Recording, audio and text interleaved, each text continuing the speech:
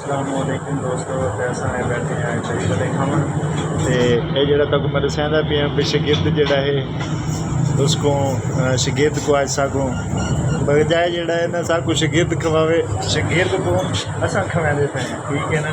ये दोस्त भी वधे दे पे वे दही भले मशहूर ही ने ते फैसलाबाद लांदे लिहाजा जड़ा ना शागिर्द सागो खवावे क्योंकि सारा शागिर्द है लिहाजा जड़ा है ना तो सागो खावन ते तैयार ते तुसा जड़ा दही भले देख सो माशाअल्लाह ये दही भले मशहूर ही ना दे जी ठीक है ना जी। ये खिलता है भाई ये खिलता है दस्तार को मैं चोई बैठा ठीक है ना ते जड़ा है ना बाकी अल्लाह खैर करे। छोटे तुहाडे दही भले किस तरह मशहूर है? हाँ देखो जी मशहूर है अपना दही भले फैसलाबाद है तुसी फिर इंशाअल्लाह की कह रहे हो? अच्छा माशाअल्लाह लाहौर तक इन्होंने जाते हैं जी फिर इंशाअल्लाह।